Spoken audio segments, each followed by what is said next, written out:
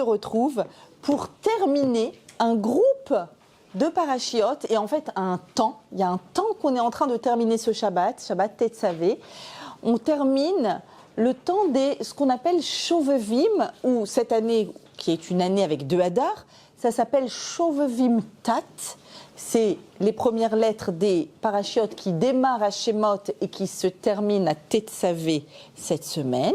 Pourquoi ce groupe-là? Parce que c'est le groupe de parachiotes qui nous raconte comment naît un peuple. Un peuple, c'est quoi? Un peuple, c'est des personnes dans un temps particulier et dans un endroit particulier. Rappelez-vous bien ce triptyque, un homme dans un espace à un moment donné. Qui, le peuple d'Israël, va naître au Sinaï en recevant la Torah, dans les parachiotes ce groupe-là. Quel est le temps particulier sans quoi on n'aurait pas pu naître? La première mitzvah de la Torah, le temps qui est à la fois solaire et lunaire. À Chodesh, première mitzvah de la Torah, on va développer à Chodesh. Quel est l'espace particulier? Cette semaine, on définit cet espace, le Mishkan, le Kodesh à Kodashim, le tabernacle, le Saint des Saints, l'endroit où il y a l'étable de la loi, qui est un endroit en dehors du monde, qui va être transporté plus tard à Jérusalem, sur le mont du Temple, et jusqu'à aujourd'hui, cet endroit incroyable, l'endroit où on a pu enfin retourner, Israël, Jérusalem, un temps spécial, un endroit spécial et un peuple spécial. Nous terminons donc cette semaine ce groupe, et je voudrais vous dire que ce triptyque-là, dont parlent déjà les sages de la Kabbalah, l'homme, dans un endroit à un moment, eh bien, ces 3 éléments-là sont ceux qui ont été ensemble détruits et attaqués le 7 octobre. Pourquoi? Le premier élément qui a été détruit, c'est l'espace. L'espace de sécurité, je pourrais dire l'espace en Israël, la pénétration dans l'espace d'Israël, mais aussi dans l'espace du foyer, rentrer dans une maison, pénétrer l'intimité, l'endroit de la famille. L'espace a été brisé. Le temps a été brisé. Ça s'est passé un Shabbat. Le temps si particulier, le temps juif, avec le Shabbat qui vient ponctuer notre temps. Et l'homme qui a été meurtri, qui a été assassiné, mais pas seulement, qui a été violé aussi. La violation du corps. Ces 3 éléments-là, s'ils ont été attaqués ce 7 octobre, cela signifie que nous devons réparer dans ces 3 domaines. Et je voudrais, moi, aujourd'hui, développer avec vous un thème fondamental, le thème de la renaissance d'Israël. Pour renaître, on va devoir réparer l'homme, le temps et l'espace, n'est-ce pas? Les 3 domaines. Comment Israël fait-il pour renaître?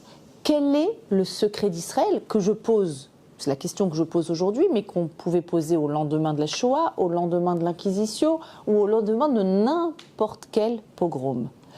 Quel est le secret de la persistance des Juifs? Et je pose aujourd'hui cette question à l'échelle collective, mais aussi à l'échelle individuelle.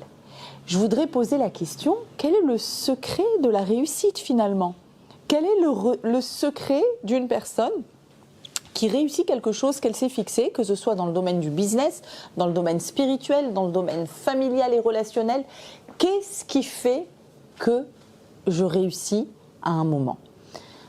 Et on va découvrir ensemble, on va développer aujourd'hui les 2 axes de ce fondement de la persistance juive ou de la réussite juive, je pourrais appeler ça. Quels sont ces 2 axes? On va comprendre ensemble aujourd'hui que les 2 socles que nous avons, c'est d'une part notre constance et notre régularité, je vais expliquer, et d'autre part notre capacité au changement, à nous réinventer et à être créatifs. Et vous comprenez, à peine je vous l'évoque, vous comprenez que je suis en train d'évoquer un paradoxe. Parce que je suis en train de vous dire que nous avons deux fondements. Un fondement qui s'appelle la constance et la régularité, une sorte de discipline. Et en même temps, je vous parle de quelque chose de neuf, de créatif, d'inventif, qui nous transforme, qui nous transporte. Comment est-ce que c'est possible en même temps l'un et l'autre? Ce sont deux éléments qui s'excluent l'un de l'autre. Si je suis dans la répétition, si je suis dans la régularité, je ne suis pas dans la transformation. Si je suis dans le changement et la transformation, je ne peux pas être dans la régularité. Et voilà que je vous présente un paradoxe absolu qui est finalement le secret de notre force. Le secret de toute réussite, de toute personne, se situe précisément ici. Alors, l'outil pour réussir à lier ensemble ces deux éléments qui semblent n'avoir rien à faire ensemble, qui sont régularité, constance, changement, spontanéité, d'accord ? Quel est l'élément qui va les relier? C'est la première mitzvah de la Torah. La première mitzvah de la Torah, la première des 613, vous savez qu'à quel point on aime les débuts chez nous, hein. Rosh Hashanah, Bereshit, le début de la Pâque, le début de la Trouma, on adore les débuts. Et on pense que les premières fois et les débuts, c'est important chez nous. La première mitzvah, forcément, elle contient à l'intérieur d'elle, dans son cœur, l'ADN de l'être juif. Quelle est la première mitzvah? Non, c'est pas tu aimeras ton prochain comme toi-même, c'est quoi? Rosh Chodesh. Vous aurez un temps lunaire. Alors que intuitivement et depuis toujours, le temps, avant le temps lunaire juif, le temps est plus spontanément solaire. Pourquoi solaire? Tout simplement parce que les saisons et le cycle de la vie, il y a un cycle qui revient au bout d'un an. C'est quoi un temps solaire? Un temps solaire, c'est 365 jours. Le temps solaire, c'est le temps qui dépend du soleil. Le temps que met le monde à tourner une fois entière autour du soleil, on le connaît, ça fait 365 jours, mais il n'y a pas de mois. Il y a une année. Sous le soleil, il n'y a que des années. D'accord? Et bonsoir. Et le lien, le fait d'avoir un calendrier qui est à la fois solaire et lunaire, c'est le lien entre ces deux éléments-là qui semblent exprimer un paradoxe. Comment est-ce que je peux être dans la constance, la discipline et la régularité et me réinventer en permanence? Ça semble paradoxal. Dans la Torah, nous avons non seulement l'ordre d'avoir un temps lunaire, comme on a dit, mais aussi un temps solaire. Comment je le sais? C'est une mitzvah écrite dans la Torah à la fin. Shmor et Chodesh Aviv, tu garderas le mois du printemps. Ve'asita Pessah, tu feras Pessah quand au printemps. On a une mitzvah de la Torah que Pessah tombe toujours au printemps. Or, alors je vais vous faire un petit topo récapitulatif de l'astronomie. Vous allez sûrement tout comprendre, et si jamais vous ne comprenez pas, vous faites semblant que vous avez compris. Ok? On fait comme ça. Le temps sous le soleil, le temps qui dépend du soleil, c'est un temps de 365 jours. Mais en même temps que le soleil tourne, que la Terre, c'était pour vérifier, ah là là, que la Terre tourne autour du soleil en 365 jours, vous savez qu'il y a la Lune qui tourne autour de la Terre. Et elle tourne en combien de temps? 29 jours et demi. 29,5 jours. Maintenant, si je multiplie 29,5 par les 12 mois de l'année, j'ai un problème. Quel est ce problème? C'est que je ne tombe pas sur 365. J'ai un décalage de 11 jours très exactement. D'accord? Donc, c'est-à-dire que dans une année, dans un cycle de la Terre, il y a 12 fois 29 jours et demi, plus 11 jours. Où je mets mes 11 jours. Maintenant, est-ce qu'on est bien d'accord que le grand artisan du monde, Akadosh Baruch Hu, il aurait pu se débrouiller pour faire une année solaire et lunaire qui concordent? On est d'accord? Le fait qu'il y ait 11 jours de décalage, ça a produit quoi? Ça a produit soit le calendrier qu'on connaît grégorien, où vos mois sont arbitraires. Il se passe quoi le 1er février, le 1er mars? Walou, nada, rien. Pourquoi on a décidé de les diviser en mois? Arbitrairement. Et on aurait pu décider de mettre 6 mois dans l'année ou de mettre 10 mois dans l'année, on aurait pu. Comme c'est proche de 12, on a mis 12 mois. Mais est-ce qu'il y a un lien entre la Lune et nos mois grégoriens? Absolument pas. C'est l'année que l'on connaît. L'année musulmane. L'année dernière, le Ramadan, c'était en Nissan. Cette année, c'est en Adar 2. Et l'année prochaine, c'est en Adar 1. C'est-à-dire que chaque année, le Ramadan est décalé de 11 jours. C'est-à-dire que le Ramadan peut tomber en août, et année après année, il se décale, et il tombera en décembre et en septembre, etc. Il est décalé de 11 jours par an. Facile, vous avez compris. Mais oui, bien sûr, vous avez compris, évidemment. Évidemment. Et donc l'année musulmane n'est pas une année solaire. C'est-à-dire que leurs fêtes ne tombent pas à la même saison. N'est-ce pas? On a une mitzvah de la Torah que Pessah tombe toujours au printemps. Donc on doit être à la fois lunaire, c'est facile. On regarde la lune. Mais quand on fait 12 fois la lune, on ne tombe pas sur une année de 365 jours, on a un problème de 11 jours. Qu'est-ce qu'on fait? On a un calendrier à la fois solaire et lunaire, c'est que les juifs qui ont fait ça. Et comment on fait ça? On rattrape les 11 jours perdus à peu près tous les 3 ans, pour être précis, 7 fois en 19 ans. Sur un cycle de 19 ans, 7 fois on aura une année embolismique, comme cette année où il y a Adar 1 et Adar 2. Je ne vous ai pas perdu, on est d'accord, vous êtes avec moi. Très bien. Donc on a un moyen de mettre en lien le temps du soleil et le temps de la lune, grâce à l'année qu'on appelle embolismique ou Méaou Béret. C'est quoi une année Méaou Béret? Je vais traduire le mot Méaou Béret littéralement. C'est quoi un oubar? C'est un fœtus. Une année Méaou Béret, c'est une année enceinte. Enceinte. C'est la grossesse du temps.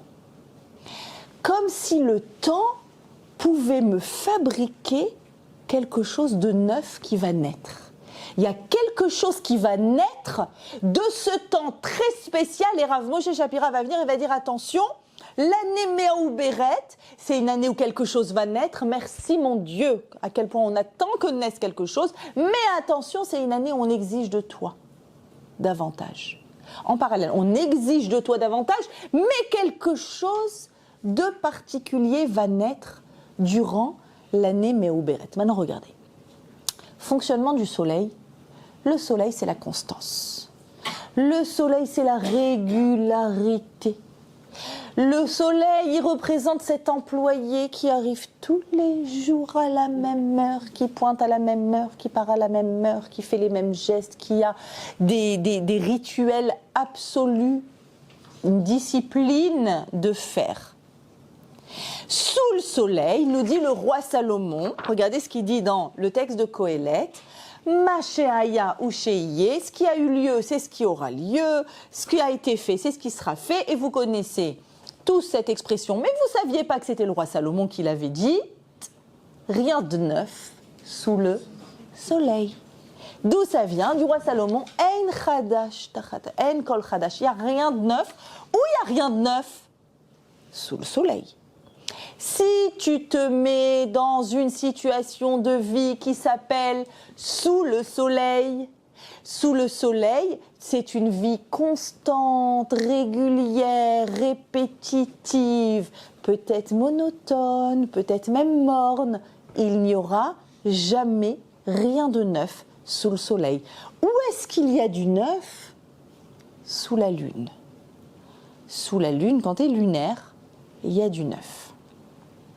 L'intelligence du temps juif, cette grossesse du temps qui va faire émerger quelque chose, c'est qu'il n'est pas lunaire. Ce n'est pas un temps de changement, de fluctuation incessant. Ce n'est pas un temps solaire de permanence et de répétition. C'est un temps qui contient les deux. et c'est le secret du peuple juif. Sachez, dit le Midrash, que ce secret-là s'appelle dans le langage de nos sages Sod Haïbour, le secret de la grossesse du temps. Et ce secret-là a été créé par Dieu le 4e jour de la création du monde, le jour où il a créé les luminaires.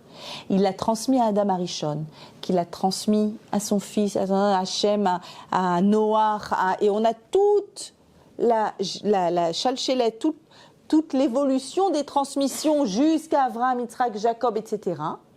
Le Beth Din, à l'époque du Temple, connaissait ce secret.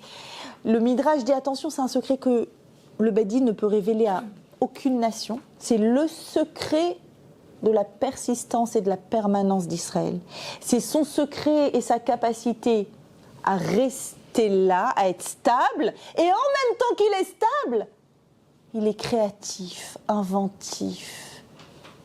Il a un taux de prix Nobel qui est complètement disproportionné. Je crois 5% de prix Nobel pour 0,2% de la population, autant dire. C'est incroyable. Le nombre de juifs, de prix Nobel juifs, c'est-à-dire qu'il y a une capacité à se réinventer, à se transformer, à être dans la génialité, tout en étant dans une constance. Et là, je ne comprends pas. C'est pour ça qu'il dit le texte que c'est un sod, le secret de la grossesse du temps, parce que comment est-ce que tu fais pour allier ces deux contraires? Comment fais-tu à la fois pour être sous le soleil, là où il n'y a pas de radash, rien de neuf, et à être sous la lune, là où tout est toujours fluctuant et changeant, et où il y a une capacité de transformation énorme. Et c'est ça que je voudrais aujourd'hui découvrir avec vous, ce secret de la réussite individuelle et collective, dans la juste mesure entre ma capacité de stabilité, de discipline et de permanence, et ma capacité de créativité. Alors, comment est-ce qu'on fait ça? Sachez tout d'abord que nous sommes nombreuses à être solaires et nous sommes nombreuses et nombreux à être lunaires. Alors, quand j'utilise solaire et lunaire, vous allez comprendre, c'est sous le soleil ou sous la lune, c'est ça que je veux dire. Une personne qui est sous le soleil, c'est quoi? C'est une personne qui est toujours dans l'anticipation, qui n'aime pas les surprises, qui veut gérer, qui veut avoir le contrôle, qui sait exactement que le lundi soir on mange du riz et des boulettes et le mardi soir des pâtes à la bolognaise, d'accord? Et c'est comme ça depuis 30 ans et ça ne changera pas. Et le couscous bolette du vendredi soir, tu rêves pour que ça change, c'est l'odeur du... C'est-à-dire que je sais quand est-ce que je pars en vacances, j'ai pris mes billets 6 mois à l'avance et je déteste qu'on me prenne par surprise et qu'on débarque chez moi à l'improviste. Au secours. Je suis sous le soleil. Et ça me rassure parce que c'est une sécurité extraordinaire. C'est vrai que c'est une sécurité extraordinaire d'être sous le soleil. Parce que, au moins, je sais exactement ce qui va se passer. Je suis dans ce cas-là quelqu'un de discipliné. En général, j'essaye de me coucher à heure fixe, de me lever à heure fixe. J'ai des rituels. Ces rituels me rassurent et ces rituels me permettent aussi d'être très effective, de faire plein de choses, de réaliser plein de choses, puisque je sais bien agencer mon temps. Il y en a qui se reconnaissent? Pas moi. Vous avez deviné, je ne vis pas du tout sous le soleil. Moi, je vis sous la lune et vous avez compris qu'il y a des avantages et des inconvénients dans les deux cas et vous avez bien compris que le secret de la réussite, c'est de savoir coordonner les deux et avoir une juste mesure. C'est comprendre que la base de tout, c'est la constance et que sur cette constance, il faut mettre un petit peu de créativité. Chez moi, on ne mange jamais la même chose de vendredi soir de suite, sinon je peux mourir d'ennui. D'accord? Jamais, jamais, jamais. Donc l'avantage, c'est que les enfants, ils viennent et ils font « On mange quoi ce soir ?»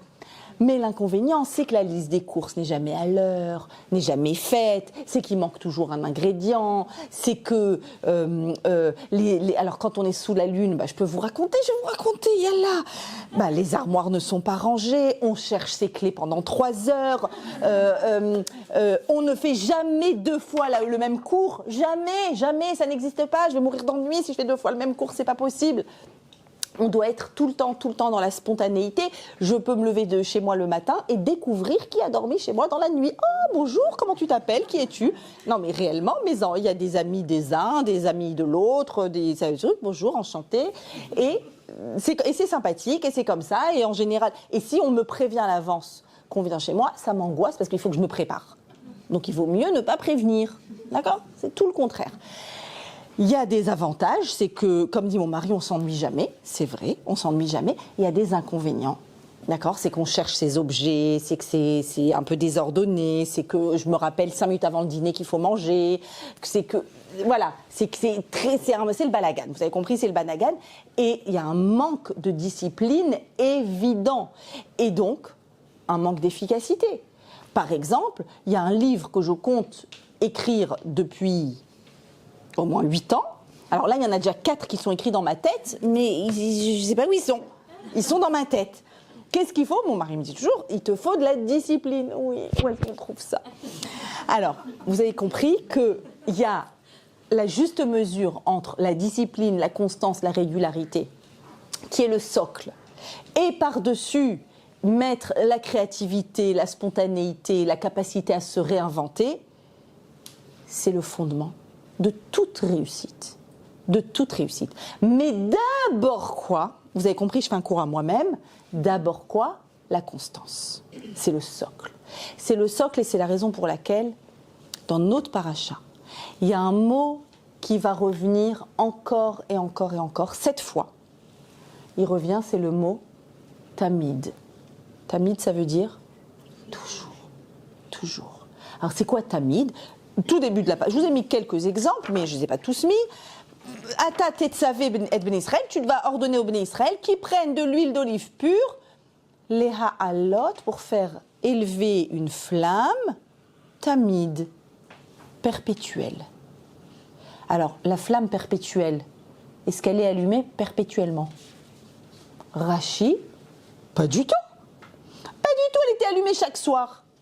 Mais exactement comme toutes les autres choses qu'il y a dans le temple qui sont là, tamid, ça s'appelle tamid parce que c'est régulier.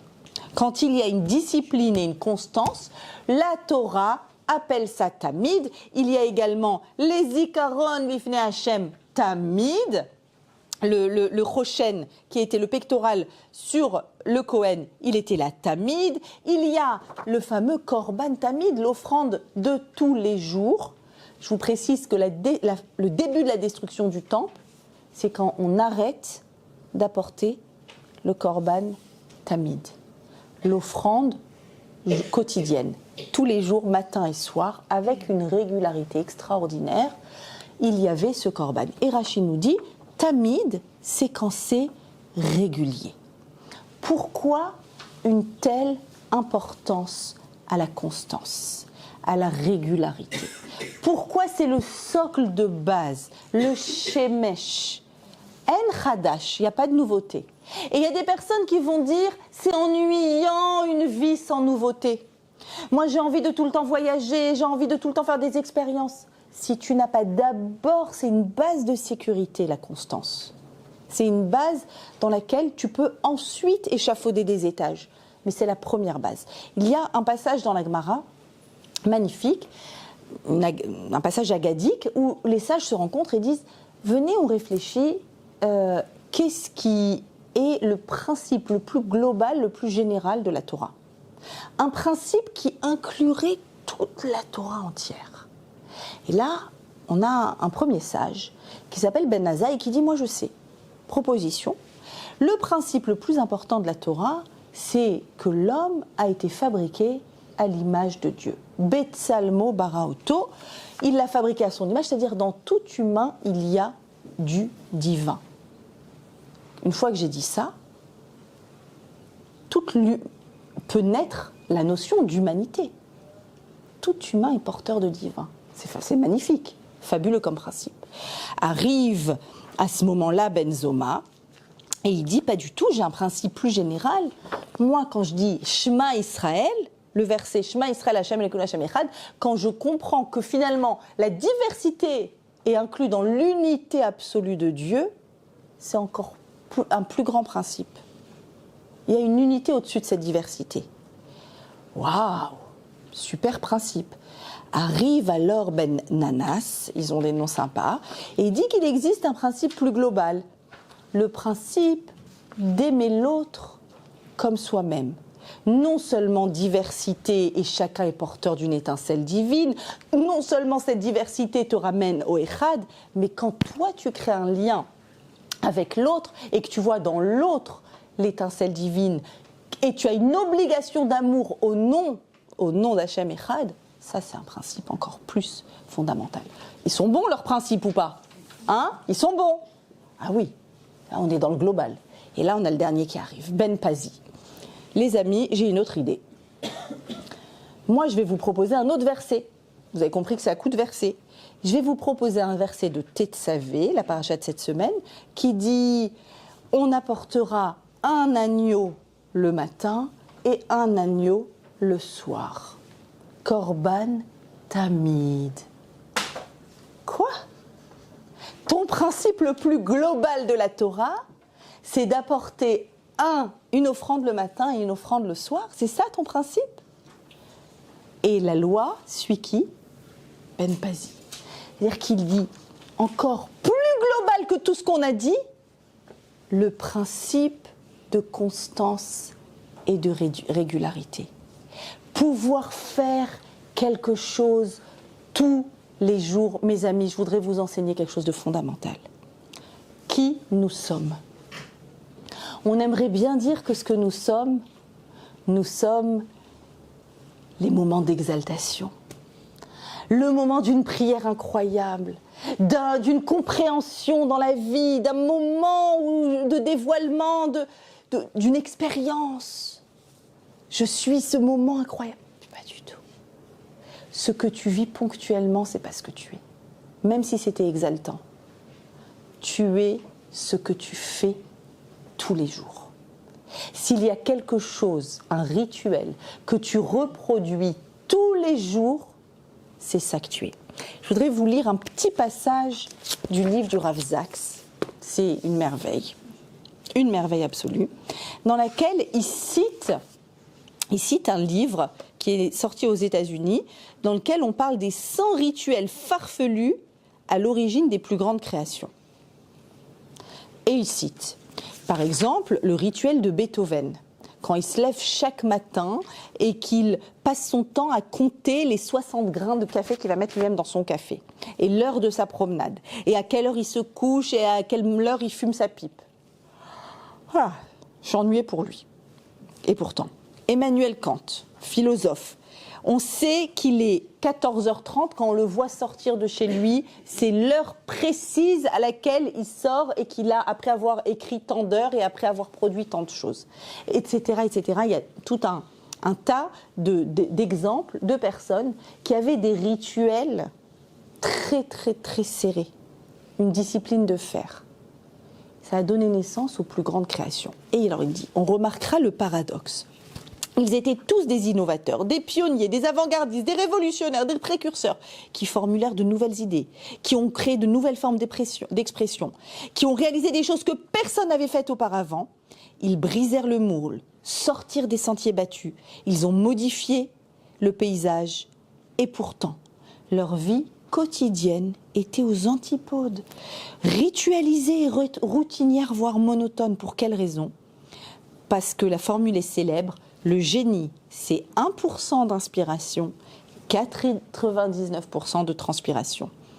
La découverte scientifique qui par excellence bouleverse les paradigmes, la recherche révolutionnaire, le nouveau produit qui fait fureur, le roman génial, le film primé, c'est presque toujours le résultat de nombreuses années de labeur, de longues heures de travail.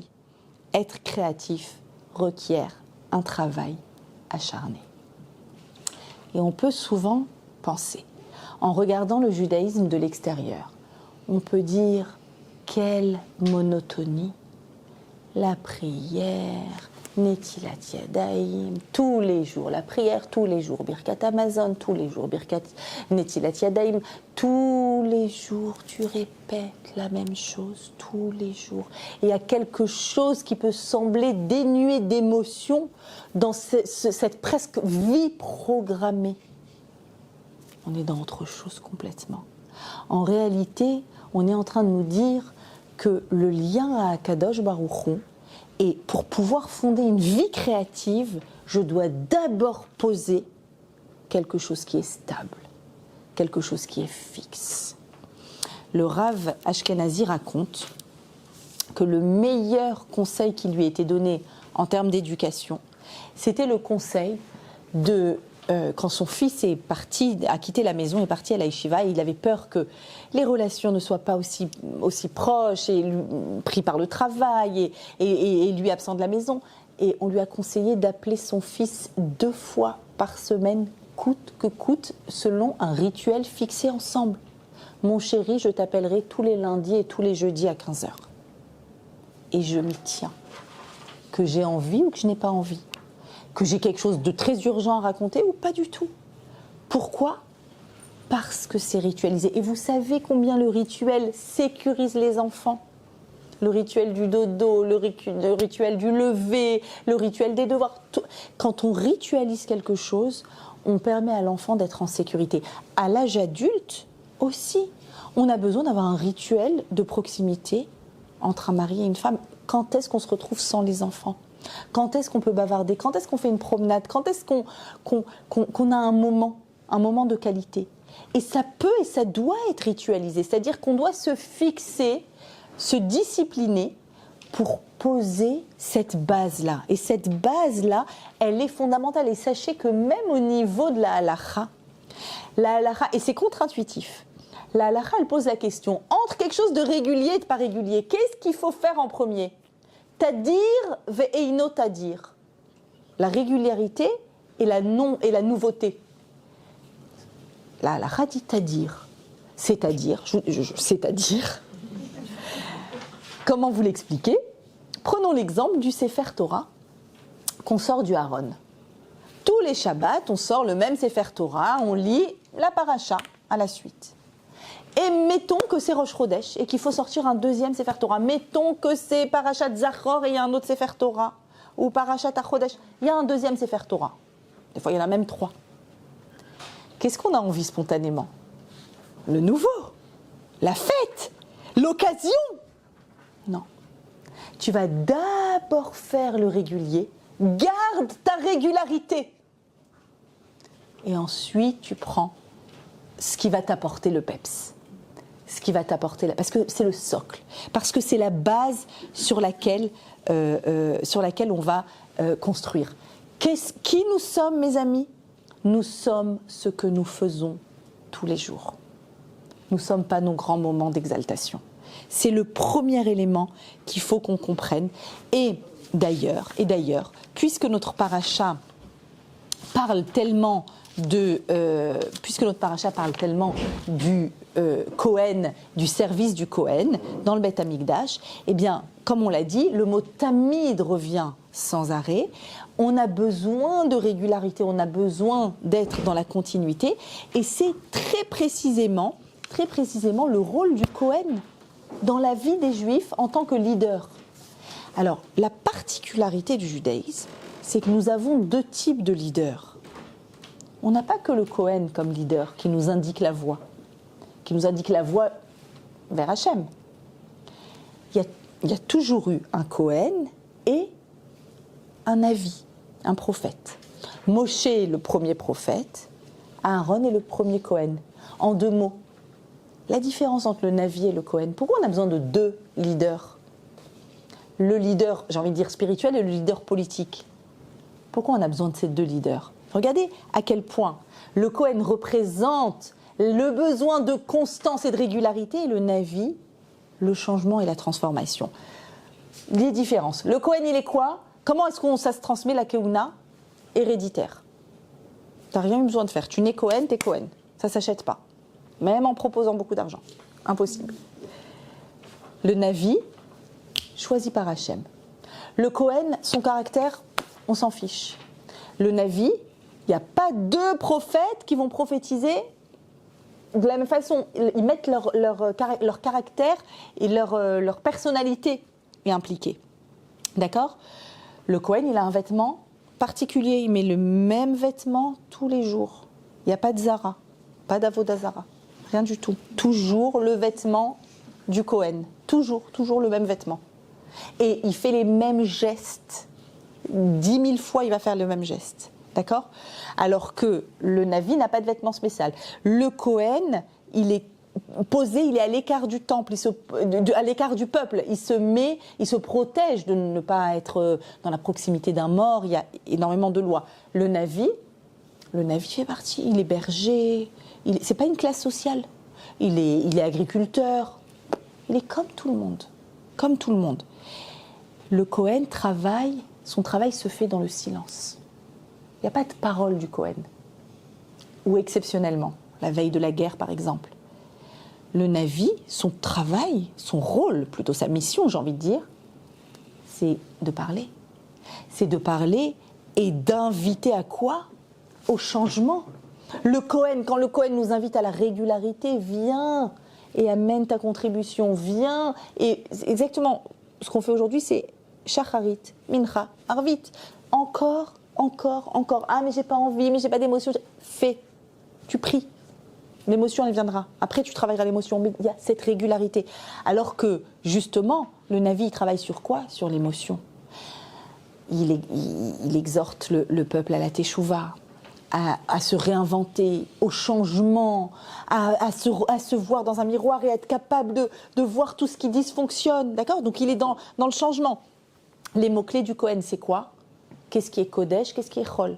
Qu'est-ce qui est Tamé, qu'est-ce qui est Tahor ? Pur, impur, profane, sacré. Quels sont les mots-clés du Navi ? Le Navi va nous dire Tzedek, la justice, Rachamim, la miséricorde, Teshuvah, le retour à Dieu, d'accord ? Le Chesed, il va nous parler de nos midot, il va nous parler de nos traits de caractère. Et d'ailleurs, une mida, c'est quoi ? C'est une mesure qui bouge. Il vient pour que ça bouge. Il vient pour qu'il y ait un changement. Le Kohen, il est là pour qu'il y ait une stabilité. Voyez à quel point on a toujours besoin de réussir à faire, à jongler et à être dans la juste mesure. Et vous devinez, vous comprenez que toutes celles parmi vous qui sont sous le soleil, il va falloir qu'elles travaillent quoi un peu ? La lune. Et toutes celles qui sont sous la lune, il faut d'urgence, qu'elles mettent un petit peu de discipline dans tout ça. Mes amis, une fois qu'on a posé ce cadre, une fois que j'ai compris que je dois être régulière, d'accord ? Maintenant, on va construire les étages. Pour qu'Israël renaisse à chaque fois, pour qu'il renaisse après le 7 octobre, pour qu'il renaisse après la Shoah, pour qu'il renaisse après l'Inquisition, il faut qu'il se réinvente. Il faut qu'il ait toujours son lien à Kadosh Baruch Hu qui est stable, ritualisé, permanent. Et là-dessus, il va falloir se réinventer. C'est ce que la société israélienne est en train de faire. Et c'est douloureux, et c'est compliqué, et on se remet en question, et il y a des débats politiques. Il va falloir se réinventer. Il va falloir changer des choses. Il va falloir faire naître quelque chose. Et là, vous découvrez que le lexique qu'on utilise quand on parle de la lune qui symbolise le cycle, le changement, la lune qui diminue, la lune qui augmente, toutes ces fluctuations, quel est le lexique qu'on utilise quand la lune apparaît, jusqu'à maintenant? La nouvelle apparition de la lune, comment on l'appelle? Le molad. La naissance. La naissance. On a dit tout à l'heure que le temps est enceinte. La grossesse du temps.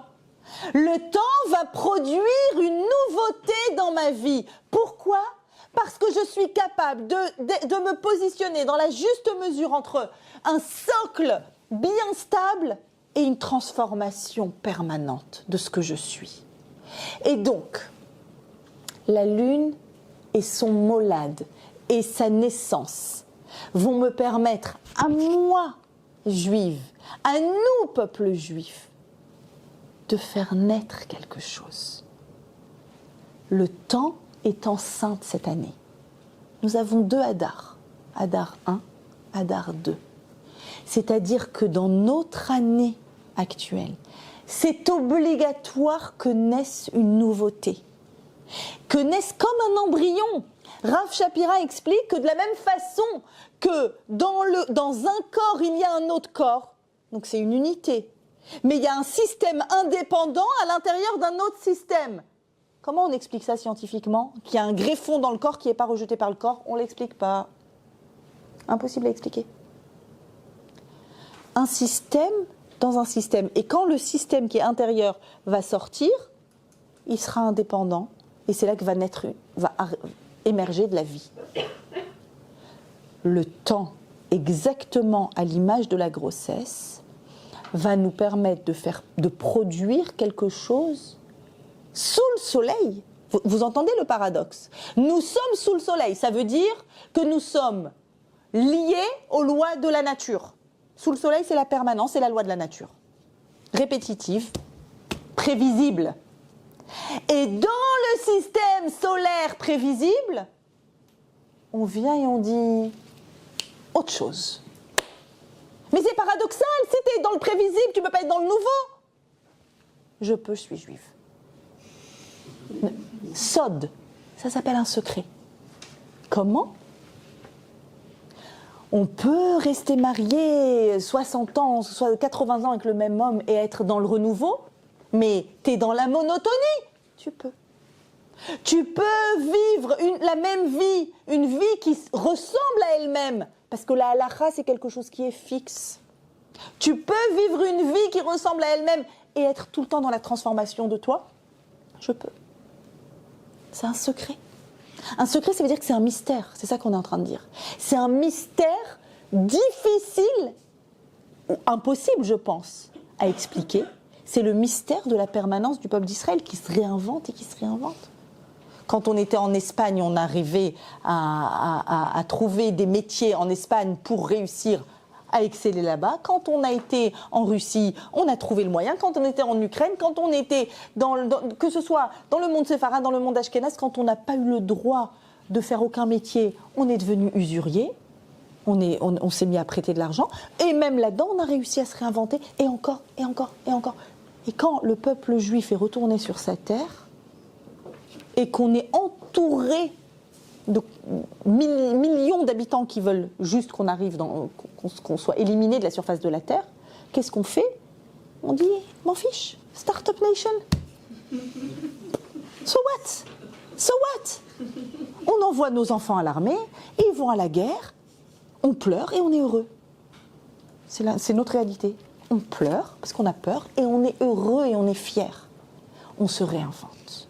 Encore et encore et encore, et on sait que va naître quelque chose. Maintenant, écoutez-moi bien. Rav Shapira dit comme ça.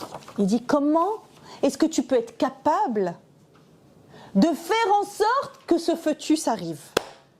Qu'il y ait une naissance de quelque chose de nouveau dans ta vie qui se ressemble à elle-même, qui est répétitive. Tout le monde, on signe toutes pour ça. Un foetus cette année, quelque chose. Au sens propre, au sens figuré. On veut de la naissance, on veut de la vie, on veut du renouveau. Comment on fait?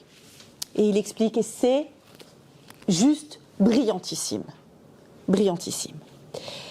Un système de renouveau, dit-il, ne peut se réaliser qu'à concurrence de la capacité à s'annuler.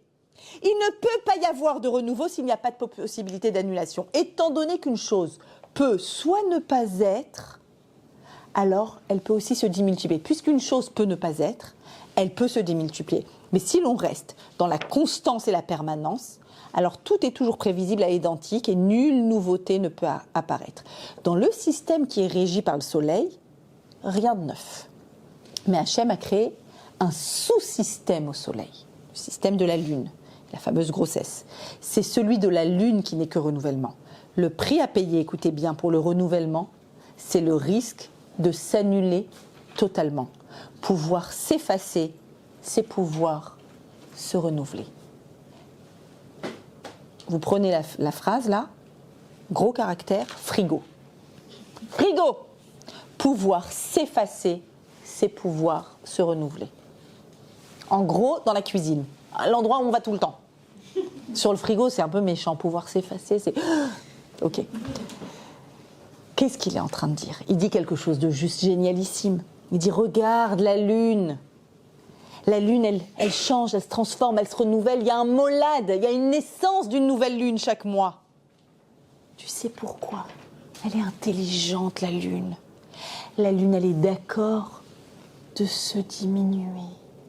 Elle est d'accord de prendre moins de place. Et c'est logique, si je suis d'accord de me diminuer, alors c'est le même mécanisme qui me permet d'augmenter. Je sais diminuer, je sais augmenter, c'est le même mécanisme. La lune diminue et la lune réapparaît et augmente. Si tu sais t'annuler, tu sais te renouveler. Quand on ne sait pas se renouveler, c'est parce qu'on n'arrive pas à être en retrait, à être en repli. Attention, s'annuler, c'est pas se faire inexistant, c'est pas être dans la mettre une croix sur soi, sur son estime, sur son existence. S'annuler, c'est quelque chose d'actif, c'est pas quelque chose de passif, d'accord? S'annuler activement. Je parlais cette semaine à une jeune mariée, jeune accouchée et jeune mariée, avec des difficultés de shalom, et qui me raconte qu'elle a des fois des accès de colère et des accès d'insultes, malheureusement, de mots qu'elle regrette. Et je lui ai dit, l'intelligence, c'est de savoir reconnaître. Apprends à reconnaître ça. Oh, c'est dur, c'est dur, c'est dur. Je ne veux pas être cette personne. À partir du moment où tu le reconnais, tu le mets à distance. À partir du moment où tu es capable d'annuler un ego, d'annuler une place qui déborde, à partir de ce moment-là, il y a une possibilité de faire naître quelque chose à l'intérieur de toi. C'est le secret du renouveau. J'ai découvert avec ce texte de Rav Moshe Shapira le secret de la créativité. Si tu veux de la créativité dans ton couple, tu veux de la créativité dans ta relation avec ton enfant, dans l'éducation, dans le business, un retrait, une mise à distance, une possibilité de regarder de façon distanciée les événements, sans déborder dessus. Et immédiatement va apparaître le molad, la naissance. La naissance va apparaître du fait de ta capacité à être là-dedans. Toujours la Torah nous parle du mot Chodesh. Pour parler d'un mois, Chodesh, Chodesh, Chadash. Le mois, c'est le neuf, c'est le nouveau, c'est la naissance. Il y a deux expressions. Il y a deux endroits dans la Torah où, au lieu de me parler du mois sous le terme de Chodesh, la Torah tout d'un coup dit Yerach. Yareach. Yareach, c'est la lune. Yerach. Yerach, c'est le mois, mais rarement utilisé. Quand est-ce que la Torah, dit Rav Ashkenazi, quand est-ce que la Torah utilise ça? Deux occurrences. La première, quand Yocheved cache Moshe pendant 3 mois, Shlosha Yerechim, il est né prématuré, elle a pu le cacher 3 mois avant de le mettre dans le couffin sur le Nil. Deuxième occurrence, apparemment qui n'a rien à voir, quand en situation de guerre, le combattant juif a gagné la guerre et a vu une fille splendide, mais pas juive et captive, et il la désire parce que ses hormones ils explosent et il la prend. Et c'est la fameuse histoire de la belle captive qui va devoir, sans les dire pendant 1 mois, interdiction de rapport de consommation, tu la laisses pleurer sa famille, se laisser pousser les ongles, etc. Tout un processus. Elle pleurera sa famille, Yerach. 1 mois. Yerach. Pourquoi on utilise là le mot Yerach? Alors il explique que dans une ketouba, qui est l'acte même de la construction d'un mishkan pour Dieu, d'un lieu de résidence pour Dieu, toujours la date est écrite sous la forme de Chodesh. Chodesh, c'est nouveau. il y a un nouveau couple, il y a une nouvelle construction, il y a une nouvelle relation, il y a des nouvelles émotions. Tout est nouveau. Et ils vont créer du neuf dans le monde. Chodesh. Dieu préserve, quand on rédige un acte de get, de divorce, on utilise la terminologie Yerach pour dire la date. Le mois sous la forme de Yareach, par Chodesh. Quand on est dans l'apparition de quelque chose de neuf, c'est toujours Chodesh. Quand on est dans la disparition de quelque chose, c'est Yerach. Quand Yocheved cache Moshe, qu'est-ce qui se passe pendant ces 3 mois? Chaque jour, un jour de bonheur disparaît. Elle est dans la disparition. Elle sait que ça ne va pas durer. Chaque jour, il y a une disparition. Ça s'appelle Yerachim. Quand la belle captive est de force prise parce qu'elle est en captivité, et elle n'est pas prise pour son intériorité, mais pour sa beauté, chaque jour est un jour de larmes, est un jour de perte, Yerach. C'est-à-dire que le mot Chodesh vient me dire qu'il doit y avoir apparition de quelque chose de neuf.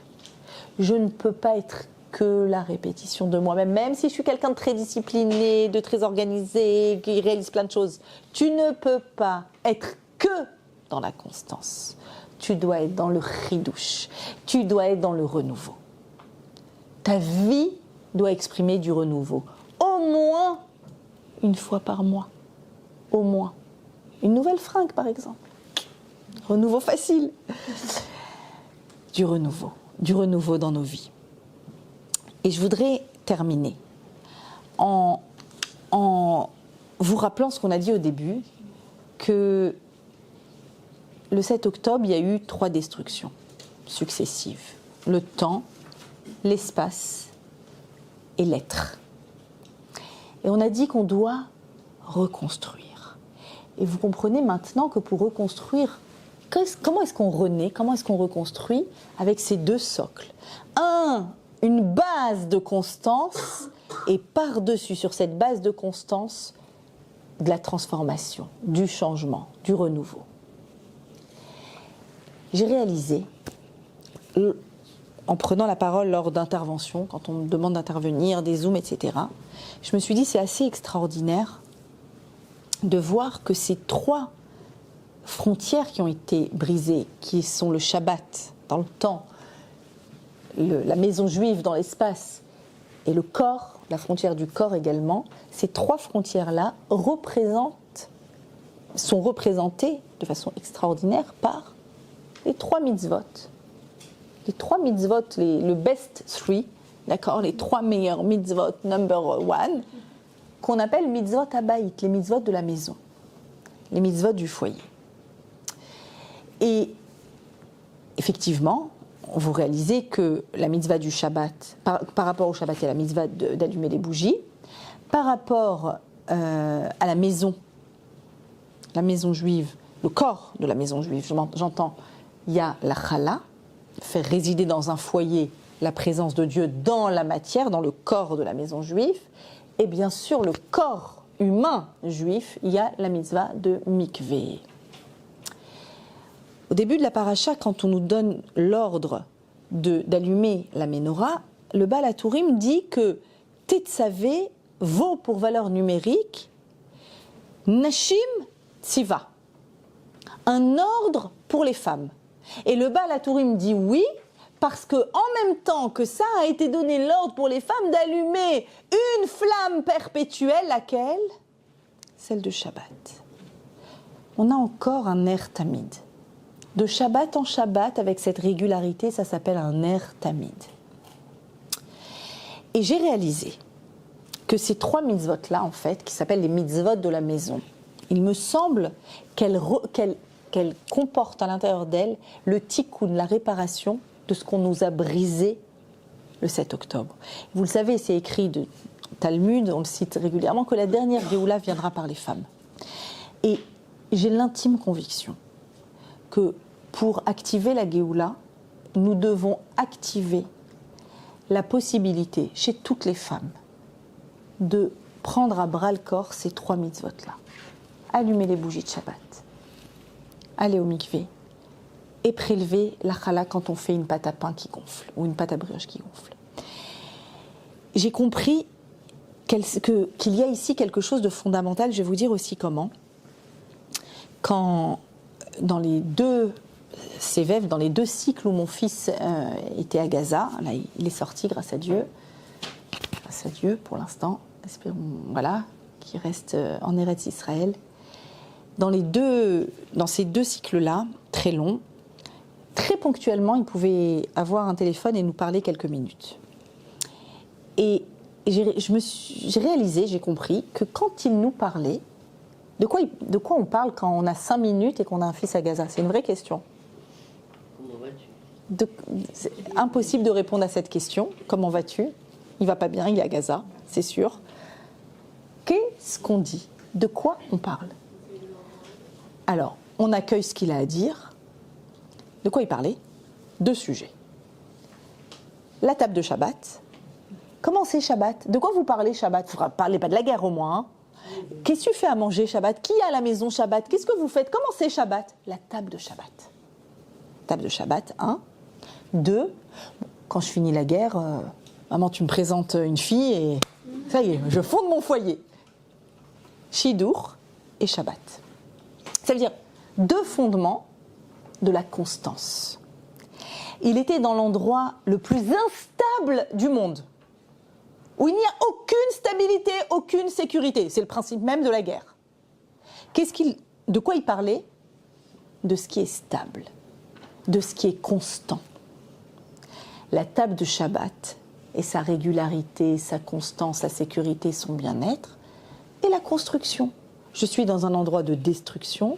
Qu'est-ce que je veux le plus? La construction. En fait, je me suis dit qu'en nous parlant de ça, qu'est-ce qu'il faisait? Il faisait quelque chose de génial, sans le savoir, ou en le sachant. Il prenait un bout de la maison avec lui. La maison. C'est quoi la maison? Shabbat. Une épouse et Shabbat. C'est ça une maison. Un foyer, c'est ça. Et je réalise que nos 3 mitzvot-là, qui vont réparer le 7 octobre, j'en suis convaincue. Ces 3 mitzvot, elles comportent à l'intérieur d'elles cette juste mesure entre constance et changement. La constance du Shabbat qui revient régulièrement, mais le changement. Pourquoi est-ce que Shabbat a toute sa valeur? Parce que pendant 6 jours, on a transformé le monde. Et du coup, Shabbat, on est. Il y a une constance de l'être. On n'est plus dans la transformation, on est dans la constance. Mais il y a l'aspect de la transformation de toute la semaine dans Shabbat. Le mikvé, je pense que c'est même pas nécessaire de développer. C'est le cycle féminin qui est fluctuant en permanence, mais qui est régulier. Il y a une régularité du cycle et une transformation dans le mois. Et la possibilité de faire naître quelque chose. Évidemment, dans le Shabbat aussi, chaque Shabbat doit faire naître des relations, doit faire naître des émotions.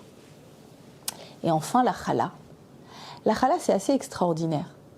La challah, souvent, on me pose souvent la question, mais pourquoi la mitzvah de faire résider Hachem dans le foyer, c'est sur le pain? Pourquoi pas sur la viande? Pourquoi pas sur les légumes? Le pain, c'est la pâte qui gonfle, qui change, qui est l'expression du processus, de la transformation patiente. Regarde, ça bouge, ça change. J'ai l'habitude de dire que la pâte à pain, elle est enceinte. Il y a une grossesse de la pâte à pain. Elle gonfle, elle explose, elle déborde. D'accord? Et elle nous permet notre maintien en vie, notre constance. Il y a la constance et la transformation. La constance de cette odeur accueillante, la constance de cette présence rassurante de ce pain de Shabbat qui a été ritualisé en fait à travers la challah, à travers sa présence sur notre table. Il y a son goût, le goût de la maison. C'est pour ça que j'ai vraiment le sentiment que pour survivre dans ce lieu de transformation, il n'y a aucune sécurité, il fallait la stabilité d'un baït, d'une maison. Et je suis certaine que tous nos soldats, sans le moindre doute, amènent un bout de la maison avec eux pour avoir la force de combattre. Et la maison, c'est quoi? C'est un socle stable. Et dans ce socle stable, on transforme, on réinvente les relations, on change, on accepte l'autre, on s'annule, on est dans l'accueil, on se déborde aussi, comme la lune qui grandit. Des fois, on est comme le soleil, on est lumineuse, des fois, on est plus comme la lune. Mais on est dans ce changement relationnel qui permet à plusieurs personnes d'exister, de coexister.